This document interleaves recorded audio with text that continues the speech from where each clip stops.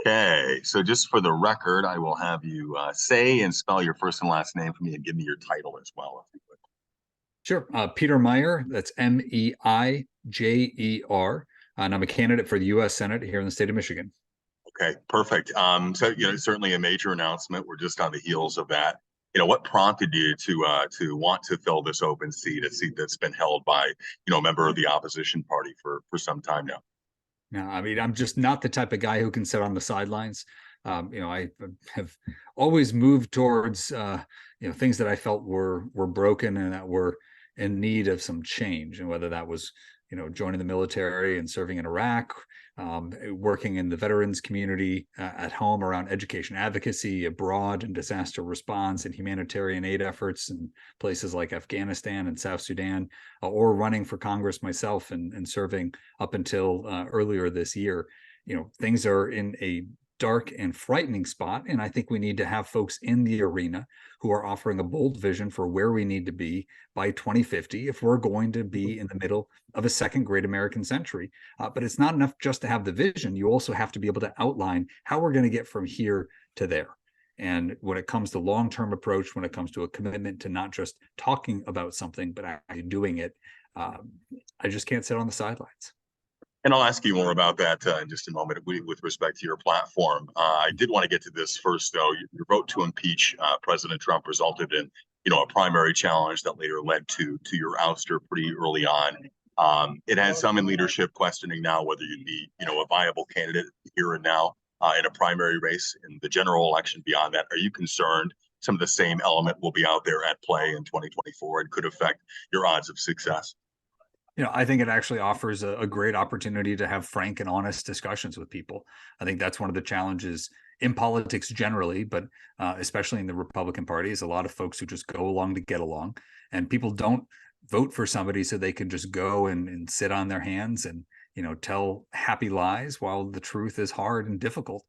You know, I'm running because I am more than happy to have those conversations. In fact, I think that is an excellent opportunity to get and to understand just how broken the Washington politics are. I mean, you mentioned some of the folks like the establishment National Republican Senatorial Committee. I don't want to betray too many confidences, though I feel like I have some license to be able to do that. But it is hilarious to me how much contempt they have for Republican voters and how little they actually want to address core issues. I mean, these are folks who just hope that Donald Trump goes away tomorrow, and where behind the scenes, I say the same things. I'm critical of the same things and supportive of the same things with regards to the former president, whether I'm, on TV or, sitting at the bar having a conversation with somebody, as opposed to many of those who go out and claim to be his loudest boosters and behind closed doors, have nothing but contempt for him and his voters. So I frankly am running against that type of two-faced hypocrisy, and am looking for an opportunity to, get a couple of drinks with folks who disagree with me and see where we, can find some common ground. Sure. And while we're folks in DC. fair enough, fair enough. And while we're there, Trump obviously remains the kind of the undisputed GOP favorite for next year, far and above the competition there at the moment. Still, if elected, any thoughts regarding your ability to co-govern with, that coalition, the MAGA coalition? Oh yeah, no, I mean, I count many of them my friends, and some of them have been those, encourage me to run for this seat, because they're frankly disgusted with the business as usual in the Republican Party. And if you want somebody who's actually an outsider, I'm outside of everything at this point. When it comes down to it, though, I'm going to try to have a productive conversation and working relationship with whoever the Republican nominee is. As you mentioned, it'll probably be the former president, but a lot can happen between now and then. And at the end of the day, I'm going to support the Republican nominee because I'm going to do everything I can to make sure that Joe Biden is a one-term president. And some of the, anti-Trump and never Trump people who like me are going to be, frustrated by that. But I am somebody who wants to call balls and strikes. I will give credit where credit is due. I will speak up when I see something that I disagree with. And at the end of the day, I think that's what we should expect of our officials, not for them to hold their tongues and just tote the party line, but to actually be honest and truthful and say it as they see it. Would you have done what you did again in a hypothetical scenario? I mean, I'm not sure how you manufacture the same components, and I hope we never find ourselves in a situation like that again. But looking back on that vote, I regret that we had to take it. I regret that it came forward. I don't regret my vote, though I do regret seeing all of the ways in which the Democrats proceeded to manipulate that, both by taking a very different approach towards January 6th as they did on similar occasions, and also frankly the way they used it to meddle in Republican primaries. I just want to be very clear, I have no personal disagreements with Donald Trump.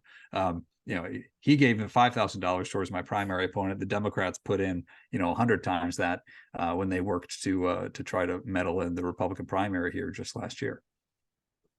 Now, with respect to the other Republicans in the field, how would you weigh your odds of success against some of the other assumed front runners? I guess James Craig, for instance, several others on that list. No, I have a lot of respect for some of the other candidates who put their name forward. I think important to know for the listeners is that in order to get on the ballot, you need to get at minimum 15,000 signatures. There's some stipulations where those signatures need to come from. That can be a pretty tall task. I think I'm the 10th candidate who's filed.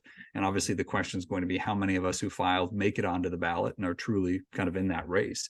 But I think a large dynamic field is a positive. I think it's great for the voters to be able to hear, where candidates are in agreement, where they're in disagreement, and let those candidates make their voices known. And frankly, having a larger field, I think, is beneficial, because then you have candidates who are seeking to define themselves off of what they believe, rather than just the oppositional negative attacks you traditionally see with a smaller field. So I'm excited for the race to come. Sure, it comes down to more questions of policy, I guess, than it would, in the alternate scenario just described. But while we're there, we've seen a large number of these recent races come down to issues tied to the culture war, some hot button topics, from book banning to drag queen brunches. Will you focus on some of those hot button topics or not? And I guess describe your platform in a nutshell for me, if you would, as well. Yeah, you cut out and include back in at drag brunches, so I'm not entirely sure what may have preceded that. Let me rephrase that. Please. So we've seen a lot of these recent races, candidates taking positions on some of the more incendiary hot button topics out there, everything from book banning to drag queen brunches. Will those be among your focuses or not? And describe your platform in a nutshell for me, if you would. No, I certainly think that there are some of those issues that don't really come down to a question of federal or even state or even governmental policy, generally speaking, but that get at a feeling that things are weird, right? That common sense has become a rarity, that there's this willingness, and you see this especially on the fringe left, just to really try to redefine everything in ways that are not coming from a point of empathy, but coming from, well, if we can outrage, the right conservatives, then we must be doing the right thing. That's not necessarily going to be, a center point of a policy position, but I think it's important that we bring some rationality back to the equation, that we stop giving so much power and oxygen, to those who are in it only to outrage, only to provoke. And especially with some of those excesses on the left, what we have seen in terms of the response on campuses and within many, more progressive organizations after the brutal Hamas atrocities in Israel has been an unwillingness to actually confront evil, a willingness to justify atrocity, because of some bizarre intersectional affiliation. I am firmly opposed to that. I think it flies in the face of just basic humanity and decency. Now, in terms of the campaign, I think from a policy standpoint, we need to be fixing how our federal government operates, because so much power has accumulated at the federal level, and it's accumulated within bureaucracies and within other entities that are basically being, sold off to constituent interest groups, right? I mean, we see some of that from just kind of corporatist lobbying more generally, but on the left especially, it has become finding these ideological coalitions that are profiting off of, getting a stranglehold on taxpayer revenue streams and feeding into these nonprofit industrial complexes that are in bed with the government, right? That's where you see the difference between just, what is a purely private activity and what is inadvertently getting subsidized and supported and protected by, taxpayer dollars, which is where all of a sudden yeah, you have a right to be outraged. That is understandable. If somebody is using your funds to do something that you personally do not approve of, or that was contrary to that intention, then I think folks have every right to step out, and federal officials have every right to step back and say, do you want the government telling you what to do? If not, don't take taxpayer dollars. It's as simple as that. Be actually a private organization with private means of sustaining themselves. But the big picture point that I want to get across is what's broken in our government, first and foremost, is the fact that we elect people, send them to Washington, and they can't actually do anything because the offices they hold have been stripped of their power from especially the executive branch and the presidency. Congress has far less of an ability to actually make an impact because so much of the laws and rules and other restrictions that are put on Americans come from the executive branch, come from bureaucrats and technocrats within administrative state entities that are not beholden to Congress. Maybe Congress passes their budget, right? But there's no committee hearing. There's no vote on that legislation. There's a complicated rulemaking process that favors special interests and makes it hard for those individual members of Congress, or let alone individual voters and constituents, to have their say. Right. We need to put power back in the hands of our elected officials and out of unelected bureaucrats.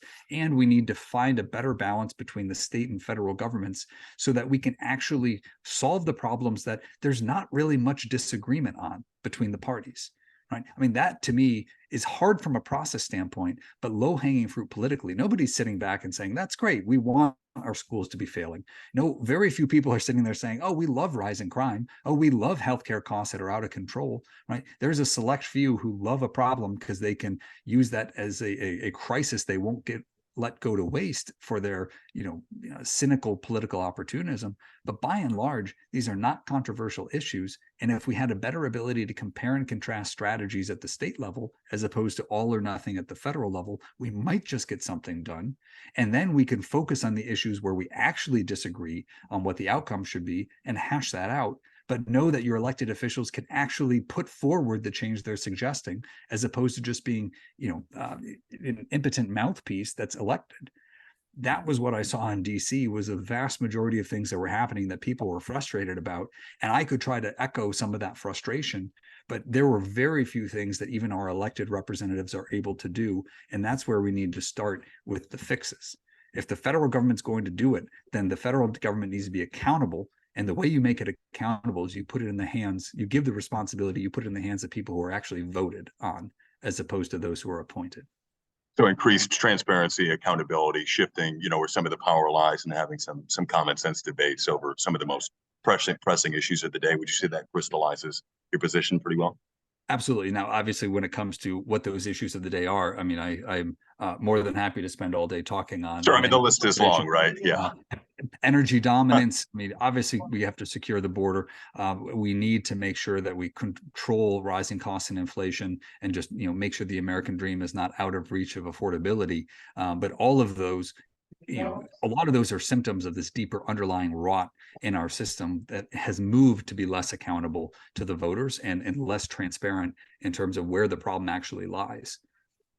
Well said. If I could just ask you one more quick question. I know we've only got a minute left, but the slogan looks pretty familiar. Tell me about that, the decision to use that.